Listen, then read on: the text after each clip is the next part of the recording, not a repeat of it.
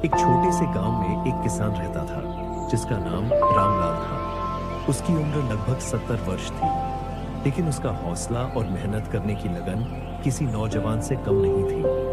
रामलाल का शरीर भले ही कमजोर हो गया था, लेकिन उसकी सफेद दाढ़ी और झुकी हुई कमर जीवन भर की मेहनत का प्रमाण थी। लेकिन उसकी आंखों में अब भी उम्मीद के उजाले झलकते थे। रामलाल की पूरी दुनिया उसकी छोटी सी झोपड़ी और 4 बीघा जमीन तक ही सीमित थी। इस जमीन को उसने अपने जीवन के 50 साल दिए थे। उसके पास संपत्ति के नाम पर सिर्फ एक बैल था, जिसे वह गोलू कहकर बुलाता था। गोलू ही उसका सच्चा साथी था, जो हर सुख दुख में उसके साथ रहता।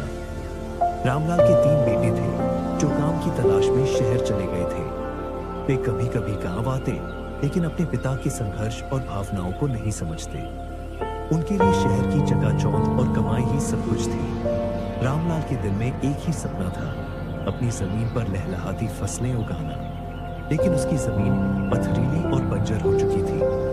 हर सुबह रामलाल अपनी जमीन पर जाता और सूखी मिट्टी को देखकर सोचता, क्या कभी मेरी जमीन पर भी हरियाली लौटेगी या नहीं। गांव के अन्य किसान अपनी जमीनों पर अच्छी फसलें उगाते थे, लेकिन रामलाल की जमीन सालों से बंजर थी। मौसम की बेरुखी और सिंचाई के साधनों की कमी उसके सबसे बड़े दुश्मन बन गए थे। रामलाल ने फैसला किया कि वह अपनी जमीन को उपजाऊ बनाने के लिए हर संभव कोशिश करेगा। उसने कहा, अगर मैं मेहनत करूंगा तो मिट्टी भी मेहनत का जवाब देगी। रामलाल ने सुबह से शाम तक खेत में काम करना शुरू किया। वह बैल के साथ हल चलाता, पत्थरों को हटाता और जमीन को उपजाऊ बनाने के लिए जैविक खाद डालता।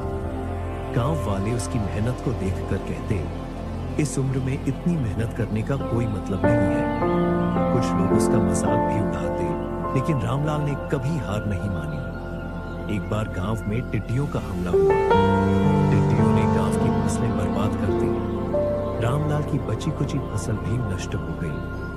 गांव के कई किसानों ने अपनी जमीन बेच दी, लेकिन रामलाल ने कहा, अगर मैंने अपनी जमीन छोड़ दी तो यह जमीन भी मुझसे हार जाएगी। रामलाल ने अपनी जमीन को उपजाऊ बनाने के लिए नए नए तरीके सीखने की कोशिश की। वह गांव के पटवारी और कृषि से सलाह लेने लगा। उन्होंने उसे बताया कि अगर वह अपनी जमीन पर एक छोटा सा तालाब खुदवाए तो पानी की समस्या हल हो सकती है। रामलाल ने अपनी सारी बचत निकालकर एक तालाब बनवाया। गांव वालों ने फिर उसका मजाक उड़ाया।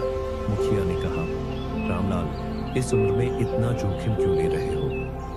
रामलाल ने मुस्कुराते हुए जवाब दिया, अगर मैंने हार मान ली तो मेरा सपना कभी पूरा नहीं होगा। रामलाल की मेहनत आखिरकार रंग लाई। तालाब में पानी जमा हुआ और उसने अपनी जमीन पर गेहूं, चावल और सब्जियां उगानी शुरू की। उसकी फसलें धीरे धीरे लहलहाने लगी। गेहूं की सुनहरी बालियां और धान की महक ने रामलाल की मेहनत का मीठा फल दिया। गांव वाले, जो कभी उसका मजाक उड़ाते थे, अब उसकी तारीफ करने लगे। वे कहते हैं, रामलाल ने साबित कर दिया कि मेहनत और उम्मीद कभी बेकार नहीं जाती। रामलाल की कहानी गांव भर में फैल गई। उसके बेटे, जो अब तक अपने पिता की मेहनत को नहीं समझते थे, गांव लौट आए। उन्होंने जब अपने पिता की हरियाली देखी तो भावुक हो गए। उन्होंने वादा किया कि अब वे भी अपनी जमीन को और उपजाऊ बनाने में मदद करेंगे। रामलाल ने अपनी फसल का एक हिस्सा गांव के गरीब परिवारों में बांट दिया। उसने कहा, मेरी जमीन ने मुझे सिखाया है कि मेहनत और उम्मीद से असंभव को भी संभव किया जा सकता है। रामलाल की कहानी हमें सिखाती है कि उम्र कोई बाधा नहीं होती।